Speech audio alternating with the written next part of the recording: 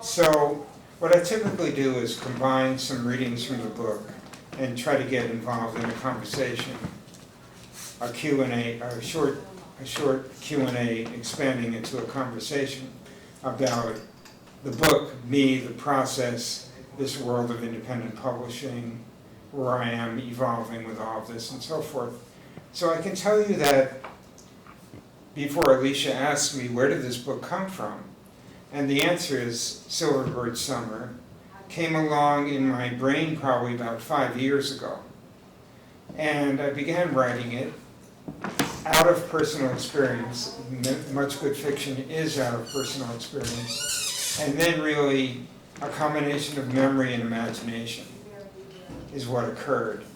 So, unlike my previous novels, which some people like and some people don't, which are about essentially older Jews running around and causing havoc and forming kind of a love-hate relationship with themselves and the world.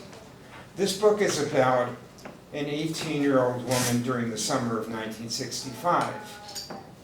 And it so happens that I was 18 years old during the summer of 1965. And this will lead into my very first passage, and I can relate this to you. And chapter 1 is entitled Home. April lied about her age to get the job, to get herself to the Catskills, by claiming she would be 19 at the start of the summer of 65. After all, there was nothing left for her on the island, the mythologized Long Island, the picket fence dream in the middling Nassau County home her parents had fashioned, while they wondered if they would ever get out of the Bronx. Previously, these two were hopelessly separated by an ocean as the Second World War threatened eradication. She never even thought of it as an island. April was certain it was connected, county to county, town to town, borough to borough. All roads and train tracks led to the city. Why couldn't they have just stayed put? Had they never moved from the West 12th Street walk-up, she would have been a late afternoon beatnik, or an early morning hippie, or she might have created her own lifestyle category, something involving yoga and bluegrass. She knew that while people practiced yoga thousands of years back, it didn't really start in the United States until 1960-something, when the form practiced in India took on life in big cities like New York. Bluegrass, too, caught people's attention or ears when she was a little girl during the 50s. It began to flourish several years later. So that's the very beginning of the book. And it was Fred Sokol who lied about his age to get a job in the Catskills. And that part is true. And some of this, as I said, comes out of experience. That I did the lying, I did get the job, but I did not experience what April experienced in any way during that summer of 1965. So what I did was 4 years ago at an outdoor event, I read the beginning passage of this, and the response was so favorable that I wrote the book. I like an audience. I'm a theater guy, like this character is too, and you are a little bit as well. So, when people responded favorably, I said, well, I have this book to write. And for me, the actual storytelling was fun. It became a combination of memory and imagination. It's a memory piece. Somebody read the book, actually said, it's a little bit akin to The Glass Menagerie in that regard, even though it's a different form, obviously. So then we move on, and April's thinking backward. The book goes backward a little bit to her prom. April was especially amazed to be going to the Copacabana for her prom. She mostly knew about it because her favorite baseball players on her favorite team, the Yankees, had a brawl there back in 1957. That was when she was 10, knew nothing about drinking, and she heard her parents arguing about who was in the right. Nothing Mickey Mantle did she thought could be bad. Now she decided to ask her dad, Bert, at breakfast one day what he knew. After all, her father was well versed in Yankees lore. He had seen Babe Ruth and Lou Gehrig and Joe DiMaggio, and everyone else, including Mickey, play. Dad, our promise at the Copa. What do you know about the Yankees thing there? And Bert rolled his eyes and he smoothed out his mustache and he started talking. And there was another flashback section to the beach.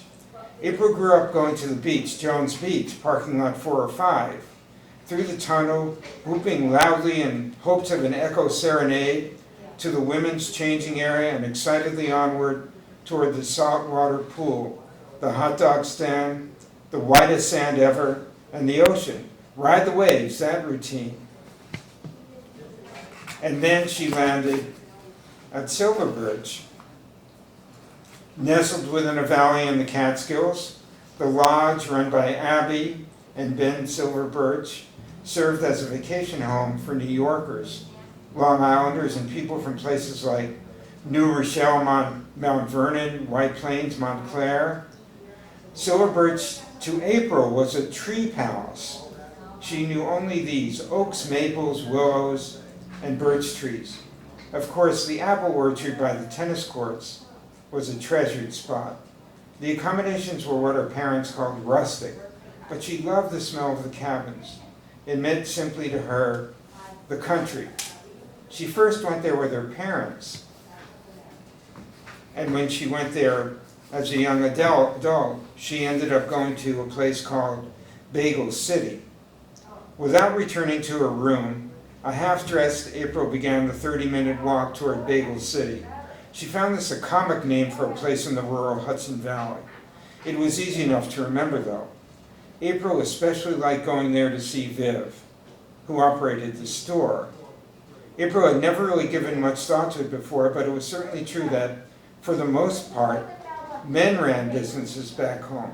The ice cream shop, the deli, the bakery. The hair salon was an exception, with a husband and wife co-managing. She liked talking to Viv, who had a given French name of Vivienne, and had lived a bit of her life in New York. To get to Bagel City, April walked down the main road, where she soon came face to face with a soft-looking deer, just about her height. And when she was there during this summer, she found herself, even though she thought she was going to just teach basketball and swimming to little kids, choosing amongst men. Her closest and oldest childhood friend was named Richie, and in her journal she wrote under Richie, "You are my brother or my lover? Are you both, or can you flip from one to the other? My first memories of bicycles. Our parents bought identical ones from Sears, I later found out. We had probably moved into those houses just weeks before and were getting acquainted. We had the bikes out on the new sidewalks. I don't recall the details, but you rammed into me. I fell off, skinned a knee, started crying. What I do remember is how you instantly ran to me and hugged me. I mean, we were 6 years old, Richie." That's one choice person. A second is Jonathan. "I would have been just fine knowing that you were my best and most influential high school teacher. I could have savored that and even embellished your status years into the future, but if I'm being honest, I probably could have seen the attraction coming. Your interest in my writing, the encouragement, it was genuine. During the first part of senior year, beginning in September, you had us reading those multi-generational novels. 6 months later, you told us to write about what we knew. I went for drama in relationships, not from my own experience, which at that point was zero, but based on things I had heard, things about our extended family. And finally, there was a third man whose name was Lee that summer. And she wrote, I associate you with sweat. The barn had your scent, and you smelled like some of the hay on the edges of the floor. I wondered if you ever slipped on it. The time you started twisting at Viv's, I thought you were about to climb right up on me in full view of everything. That's probably the only part I would have taken back. And that's all I'm going to read to you and tell you, because I sometimes think that authors read too much at these events. too many passages. I'm going to leave out the ending of the book so that if you choose to get it and read it, that'll be a surprise. But all of this feeds into it. And as I began to say, I mean, there's a part of that that's not me, but it's what I either did or could have experienced. I actually had experience at 2 lodges. I did go to a lodge with my parents, and then I spent a summer working at a different lodge. So I'm kind of putting all of this together, and then going with a crescendo that way, out with it, and hence the book, which I had great fun writing and a very trying time editing, thanks to my incredibly wonderful and meticulous and caring editor who called the question on like about a million points, it seemed to me, and I had to respond. And I would say that 90% of the time I unfortunately agreed with her. And that ranged from periods and commas through Fred, the time sequencing is way off.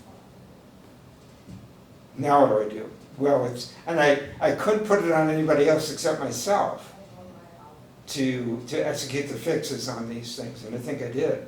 So I'm proud of myself for paying attention, but it's quite daunting to have such a great editor, and I do acknowledge her in the book. But and Silverbird Summer, we were going to call it something like Summer of 65, and then people said, don't do that, because there's Summer of 42, and there's Summer of this and Summer of that. And I turned to a few people and I said, what should I call it? And one person said, call it Silverbird Summer. And that's right. I just found out the other day that there was an actual Silverbirds camp in the Berkshires, which I didn't know about. And I found that out because somebody picked up the novel thinking it was about her camp, and she taught basketball there. And she was disappointed, I think, for a variety of reasons, that it wasn't the same place. I had no idea, even though I was a summer camper out there. Not in my memory. So that's where the book kind of came from, and these are some passages from the book, and it was, as I said, fun stringing them together. Another thing that she idolized Bob Cousy, the basketball player, whom I did meet once, and to whom I've sent this book. But he's 94 and not in great health. So who knows whether he saw it, received it, is going to read it, etc. But one of the things that I had to change, to give you an idea, is that April's most beloved possession was the Bob Cousy jersey that she wore.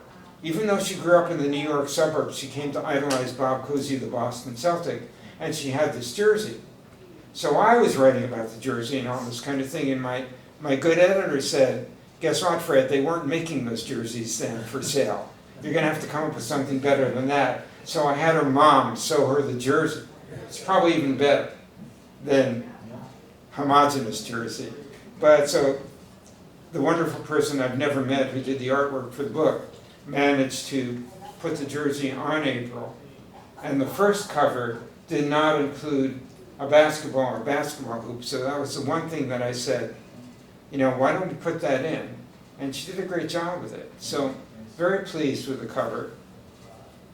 Pleased that I could find a hook for the entire novel. Not pleased that I couldn't find a hook for the back blurb, which somebody else did. And how can you be able to find a hook for an entire novel and be a theater writer for 40 years and constantly find hooks and leads for your reviews, and then not for your own book be able to hook somebody in? But they were able to do this. A Summer of Choice and basketball, right on the back cover, and then launching into what the book's about. So that gives you something about the book. And now, my two good friends, why don't you launch us into a conversation about the book a little bit. Ask questions or make comments. Have either of you guys read this at all? I got up to the bagel shop. Oh, you did? Yeah, and I'm still reading. And I'm a slow reader. I'm not a novel reader to begin with, so it's, I'm reading and enjoying it. But you, yeah. When I came in, I said, hello, John. Yeah, I know. I know. I got that. Oh, okay. Yeah, I did. So this was enlightening, hearing this, that I didn't expect you to say that, April was part of you, and of course, all of these people are part of you in a way. you know, a part of your experience in somewhere. So I can talk about Jonathan a little bit. And to you, Diane, I don't know if you're gonna read the book or not, but you know, that's up to you. But Jonathan is based upon a person I knew, again, a little bit. The person upon whom Jonathan was based was a guy named Tom Ford, who was my 8th grade English teacher. And the first person who said to me, after I wrote a short story, "You gotta write these. You're really talented." And I received encouragement like here and here and here, but not continually, as in the case of my older son, who from a very early age started writing, not an early age, but received significant encouragement. I did get some encouragement. He was the first guy. And, he's a little bit like Jonathan in the book, but that's where that came from. And for me, that was, as a young person, as a 13-year-old, really important. And I remember the story. I remember the story that I wrote for him. I remember what he said about that. And he also kind of, I think, was saying, you're a really good dialogue writer. The strength of my writing is probably my dialogue. That's why I write both plays and novels. So, yeah. I can keep going. I don't want to dominate the No, conversation. The Copacabana, do high school Long Island kids actually go there? Oh, yeah. No Yeah. kidding, that's a Yeah. big deal. I know, and once again, I did go there, but I do not remember. I mean, I made up the rest. Yeah. They did have Bobby Vinton singing that night, but I don't know. No kidding, Yeah, really? absolutely. Wow. And then after that, what happens after that, I just made the whole thing up. But I did go there again. Yeah. Yeah, we went there. I just, I guess I was 17 when I went there, and I turned 18 later that summer, and yeah. And then I did some research about it because I didn't really know the Copa.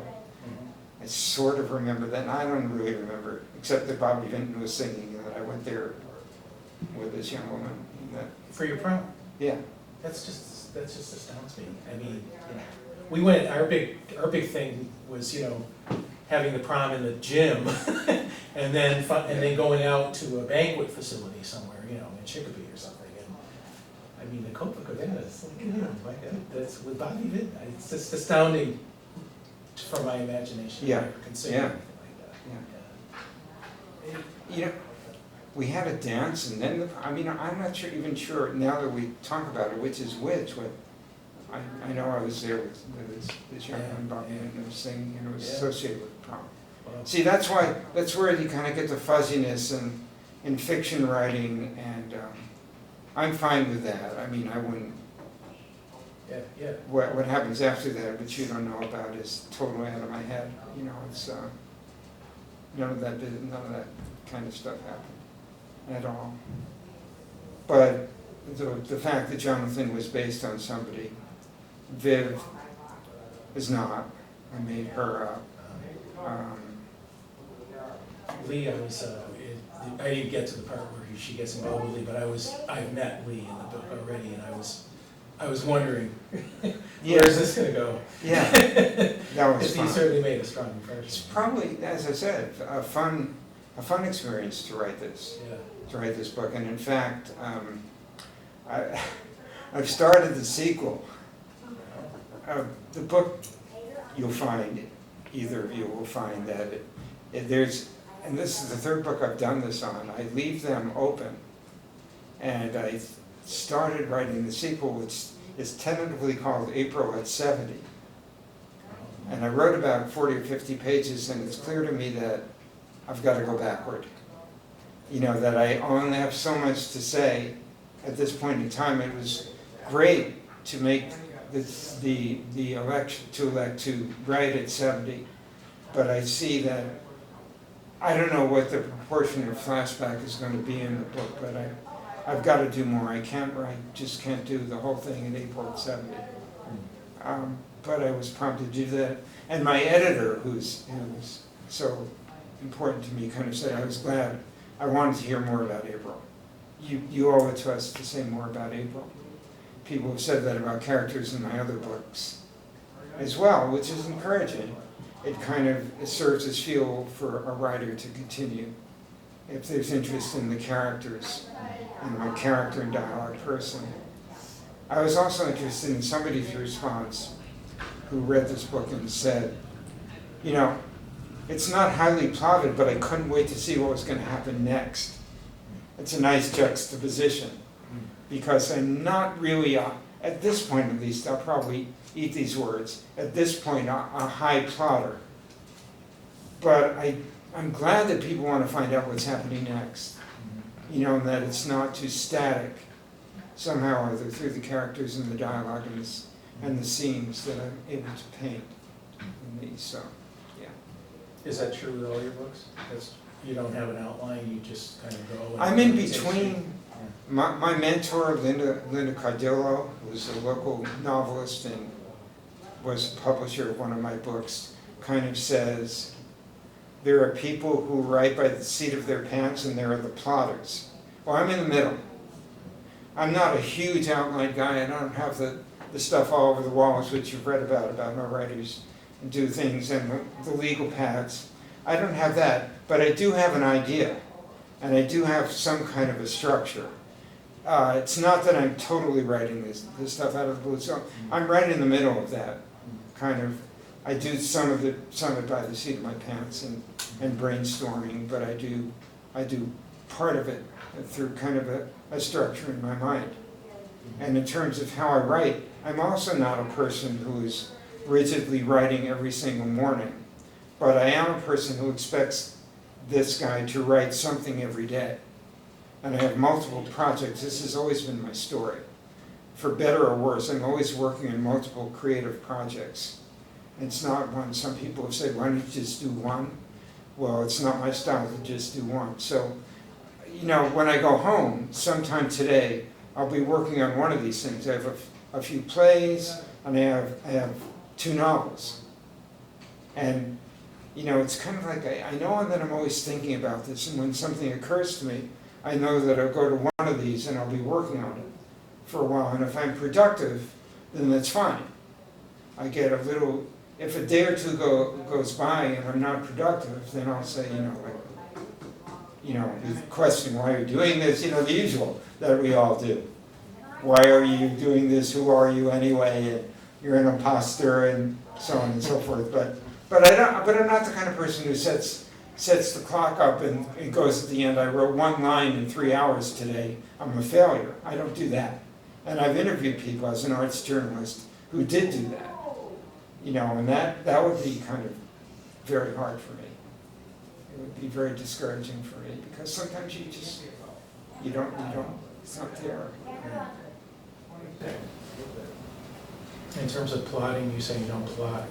Do you have an ending or like a second act kind of idea in mind, or No, I mean, I'm going to try to focus on this book. No, and in fact, where it goes will probably surprise you in the very end, Mike. Then it does end. It is coming of age, and it is those 4 months mostly, June, July, August into September, and then that's it. And that's why there's all this room for the next book. On another novel, which is probably going to be my most complicated if I can pull it together, until recently was really trying to figure out how to put this together. That one takes place part of the time in 1970 on the Lower East Side in New York, the age of hippiedom in New York, and part of the time in Moab, in Utah, much later. And so I've put all of these things together, which were separate, and putting them all together with different places and different time sequences is challenging, and what I'm mostly doing now is trying to figure out the ending to that book, how to bring all of that together. it's in some ways more ambitious than the work I've done before, I think.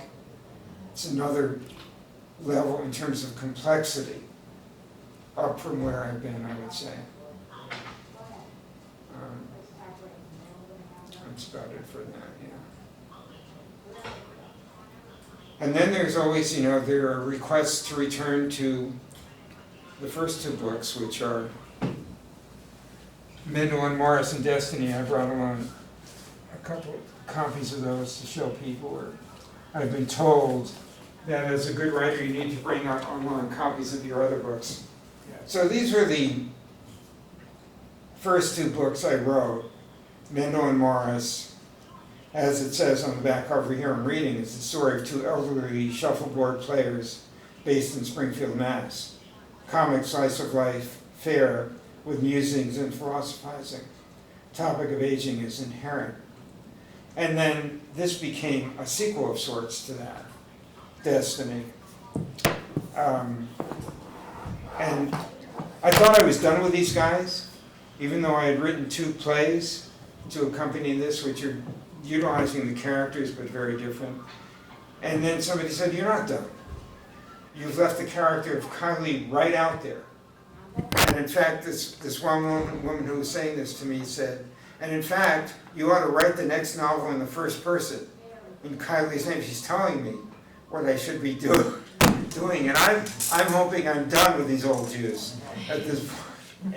I mean, but so now I've actually, to somewhat meet that request, I've begun a play, and I'm calling it the Life of Kylie. I've taken him out of the realm of fiction, and I like to write the dialogue about that, and it fits better if he's the lead guy in a play, surrounded maybe with some of these other people. So I think I'm happiest with my processes when I'm playing the Renaissance man, in terms of how many things I'm doing at once. That can be too much. I mean, that I've done that before. I've lit too many burners at once. But if I can keep a control on that, it's probably the best mode for me, I would say.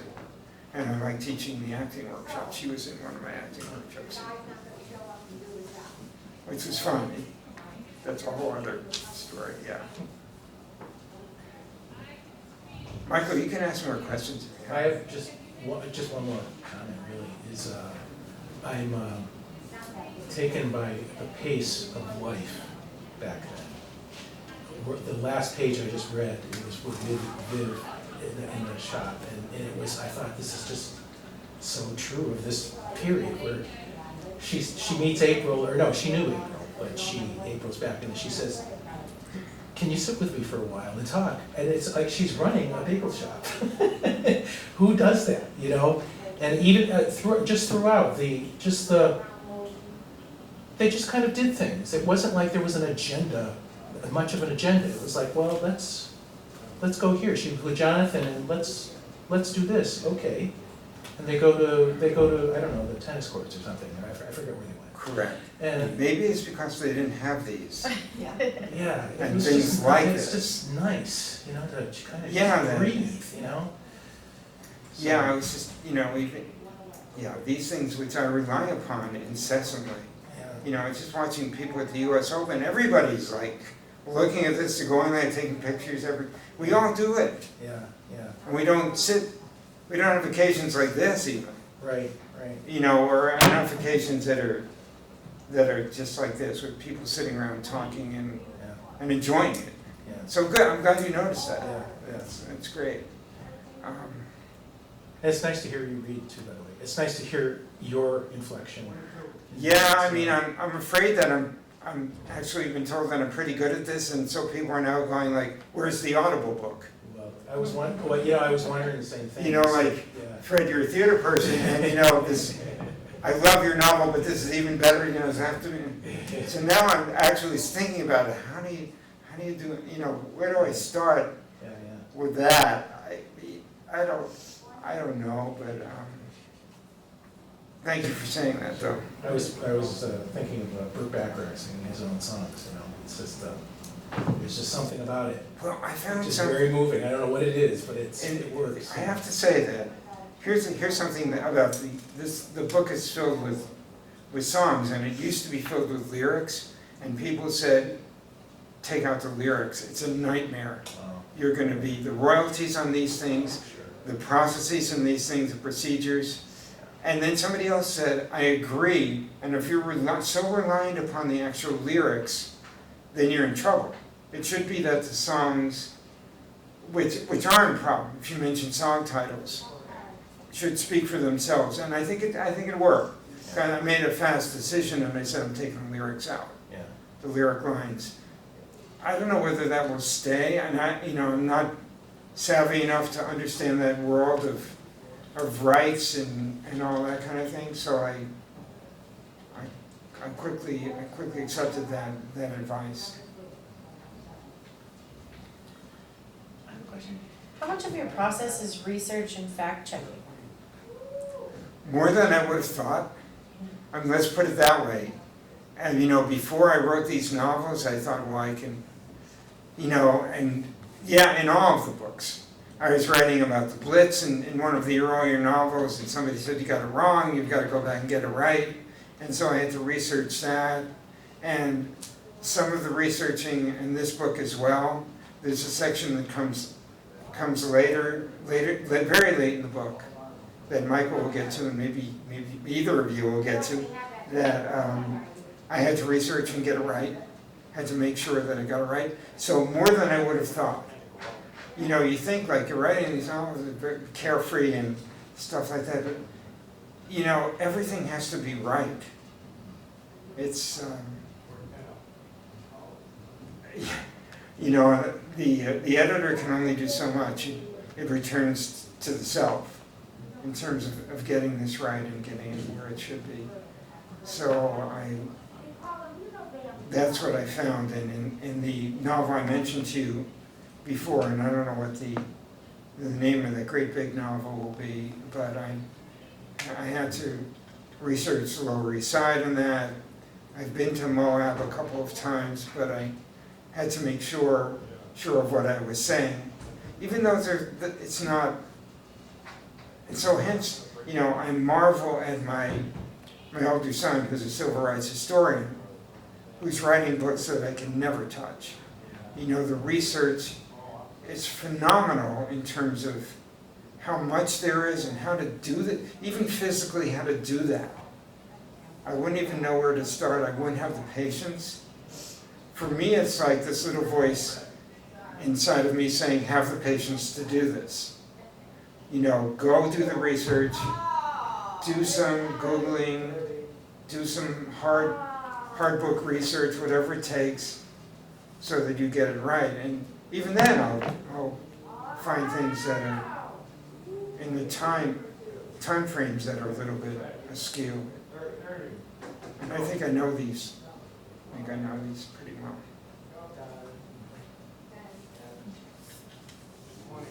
What about you? Anything? No? Well, I think I told you before, my sister keeps telling me I should write because we had a bazaar growing up. I was 19 in 65. But we live, I was born in New York, upstate New York, and we went from East Coast to West Coast to South in a period of 12 years, and we never stopped. Every year we went to a different school, every year in a different town, different state. And she says, you should write about that. I said, I don't know. But, Well, you can start. yeah, I know. That's the thing. You can start and say, maybe I shouldn't. Yeah, she I mean- keeps saying you should because, well, in fact, one of the story, The Glass Castle, is kind of how we lived. Any place and every place. I mean, and we were homeless at times, and we lived out in, wherever we could find, just like in that. Not that I want to think I'm copying that, but that's what we actually did. I would think you'd have a lot.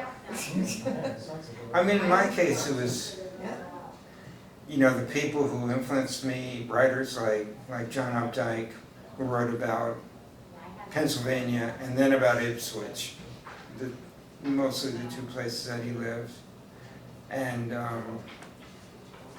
Pat Conroy, writing about the South, the person, who wrote a lot of great. He became enormously influential to me, and Flannery O'Connor, who wrote about the South. That people would write about or start about what they knew. And as I said, for a while I thought what I knew wasn't interesting enough. But I found that if I could focus on it, maybe it really was.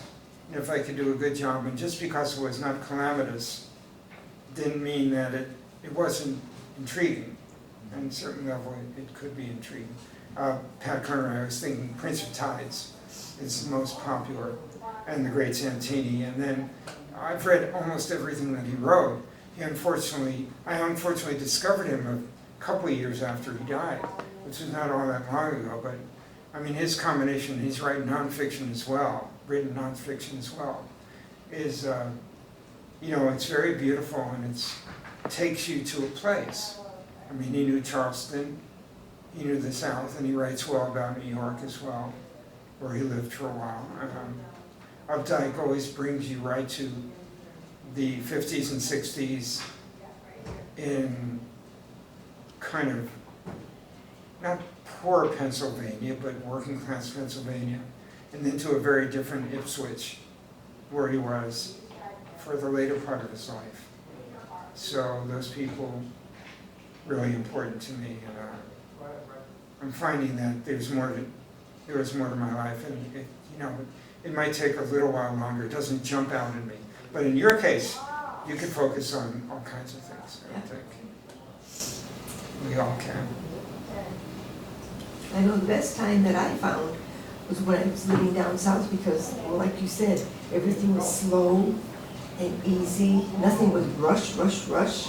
And I find that was very satisfying down there when we lived there in the south. And I always liked the south. In fact, I go down south now and enjoy it. Well, Yeah. for different reasons. Different reasons, Well, yeah. And when I wrote Destiny, and before that Mendo and Morris, and some of the plays coming out of that, part of the locale is Florida, which is where my parents lived for 3 decades after they moved from suburban New York. And the book is, neither of these books is about my dad, but they are inspired by him and his voice and some of those folks down there, because we used to visit all the time. And I guess, being a journalist for such a long time, arts journalist, was a pretty good observer and listener, and was able to kind of pick up and assimilate all this stuff.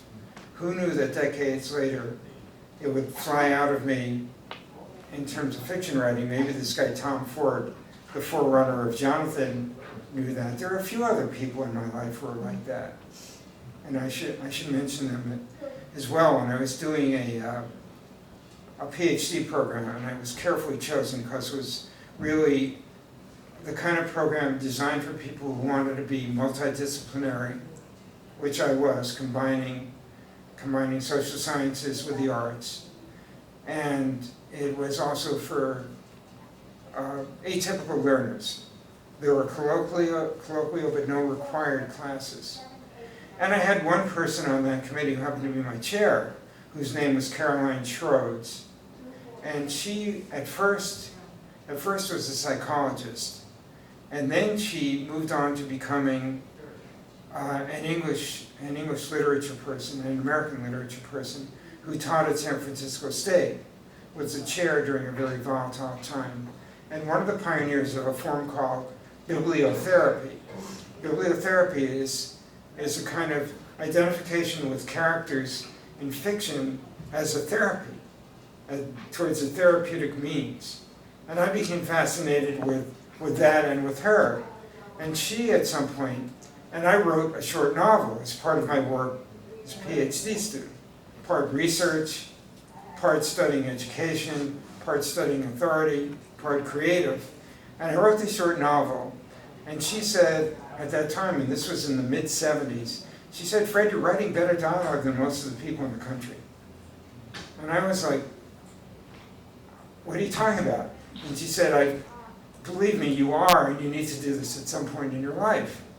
And then I didn't do it for 30 years because I was a full-time faculty member and directing 45 college productions and being a kind of a full-time theater writer at the same time, theater critic, and I couldn't do it.